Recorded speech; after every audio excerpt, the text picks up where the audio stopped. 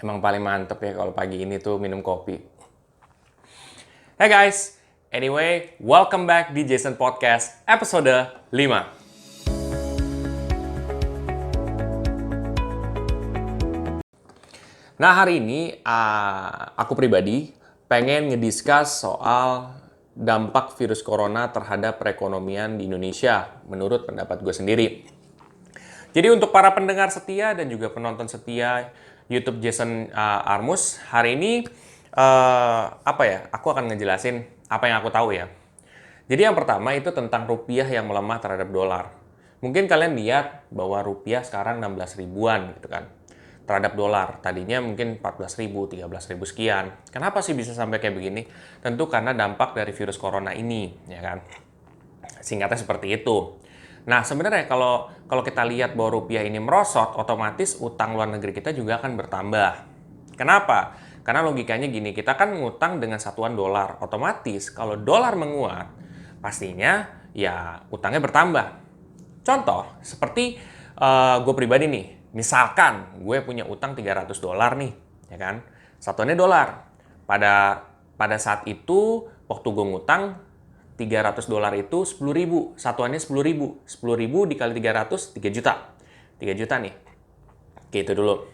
Terus, sekarang gue mau bayar. Rupiah terhadap dolar sekarang udah 16 ribu. Berarti utang gue bertambah apa enggak? Secara nominal dolar, itu akan tetap 300. Tapi karena gue punyanya rupiah, harus ditukerin dolar, itu lebih gede. Jadi, 300 dikali sama 16 ribu. Itu jumlah utang gue. Jadi tuh menurut gue sama seperti pemerintah saat ini. Rupiahnya melemah, otomatis ya utangnya makin bertambah. Itu bisa jadi dari satu aspek. Atau mungkin pemerintah emang lagi nambah utang karena memang di saat ini tuh emang ya urgent gitu loh. Dan kita butuh dana juga. Tapi yang gue lebih yakin itu yang pertama sih. Itu yang pertama. Minum dulu guys. Ya, yang kedua. Jadi yang kedua sendiri, gue mikirnya apa ya? Gue mikirnya adalah yang soal podcast antara Deddy Corbuzier dengan salah satu perwakilan dari Menteri Kesehatan. Dan di situ tuh salah satu perwakilannya bilang bahwa kebenaran yang dia bilang kebenaran yang diatur apa?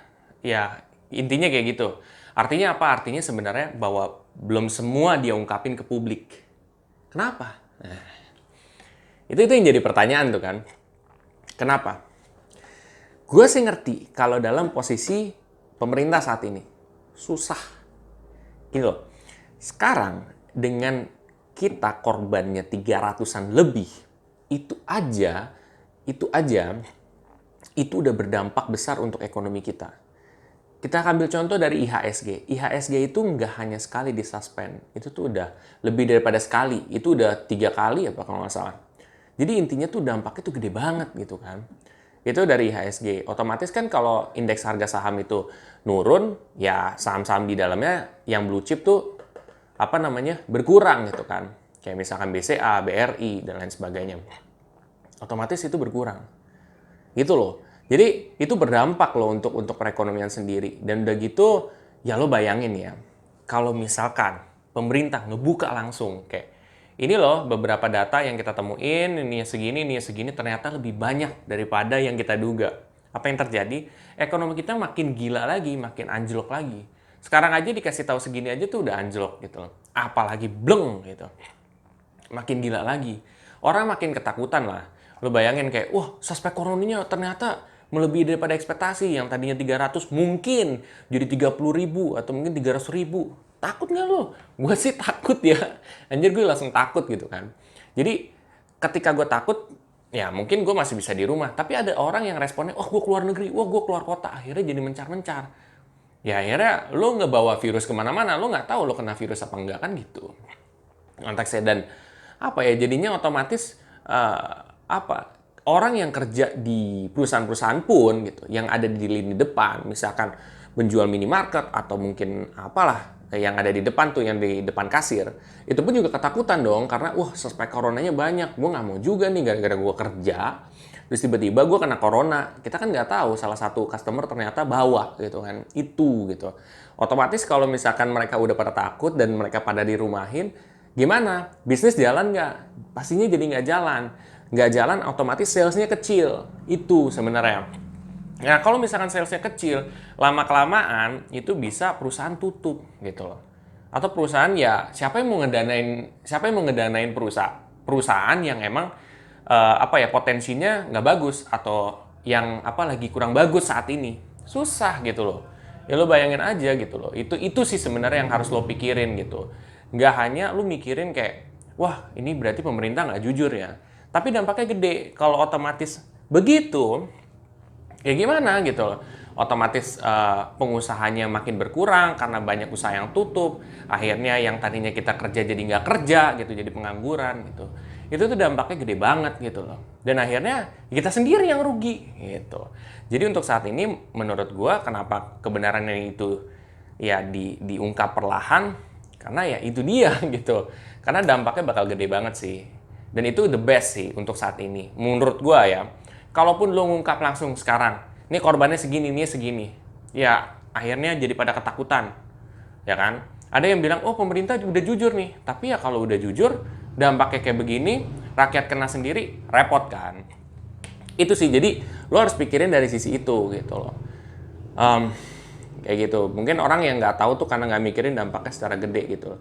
Lo nggak ada job lagi ya gimana cara lo ngidupin? Apalagi nanti tiba-tiba lockdown gitu. Kalau lo lockdown gimana gitu? Orang-orang pengen jualan, ternyata orang nggak berani keluar ya jualannya sepi. Dia gimana mau hidup gitu? Itu yang dipikirin. Dan pemerintah butuh ngasih bantuan ke orang-orang ini. Kalau perekonomiannya anjlok, gimana pemerintah mau support mereka gitu? Ya kan? Gimana duitnya dapat dari mana? Pemerintah juga butuh pemasukan gitu. Itu sih sebenarnya yang harus dipikirin. Mau mikir, wah APBN kita banyak ini, tapi kan pengeluaran kita banyak Pak gitu. Ya kan banyak nih penghasilan kita, tapi ya banyak juga ya pengeluaran kita gitu loh. Banyak yang harus digunain juga gitu loh, nggak hanya untuk hal ini gitu kan. Walaupun gue yakin virus corona ini sebenarnya bakal ya lewat begitu aja gitu loh. Pasti akan ada masanya untuk pergi gitu. Tapi di sini adalah kita mesti ambil hikmahnya adalah yang pertama, cuci tangan, gaya hidup bersih, ya kan?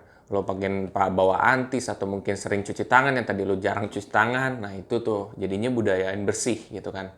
Ini bisa jadi teguran Tuhan juga sih sebenarnya kita untuk budayanya lebih bersih gitu kan. Dan kedua, ini tuh bisa menyatakan bahwa sebenarnya ya kayak Tuhan tuh mau ngebalikin orang atau bikin orang ketakutan, gak mesti harus jatuhin meteor ke atas gitu loh. Lo dengan cara satu virus aja, lo udah gak berani keluar kan gitu. Itu gitu. Virus keluar mau entah ke tempat peribadatan kemana gitu. Jadi sebenarnya untuk bikin satu chaos aja, pemerintah nggak mesti harus Tuhan nggak perlu harus nurunin meteor dan lain sebagainya, enggak. Itu sih sebenarnya. Jadi mudah-mudahan ini jadi pembelajaran bersama juga, dan untuk solusi sendiri, gue sih berharap ya para influencer, termasuk gue pribadi, mungkin yang gue masih mikro ya, masih kecil, ya kita mengkampanyekan bahwa virus corona ini bagaimana cara mencegahnya, terus cara menanggulanginya seperti apa gitu kan. Jadinya tuh sama-sama kita ngebantu orang-orang gitu loh, untuk lebih aware terhadap ini dan lebih berhati-hati gitu. Otomatis dengan cara seperti ini, virus corona pun akan bisa teratasi gitu loh. Jadi dari pemerintah melakukan sesuatu, dari kita juga melakukan sesuatu. Oke semuanya, kalau kalian merasa video ini sangat bermanfaat, kalian bisa share aja ke teman-teman kalian yang lain. Dan jangan lupa untuk subscribe, like, dan komen di video gue. Share aja gitu loh, siapa tahu mereka terbantu soal ini. Sampai jumpa di video gue selanjutnya. Terima kasih.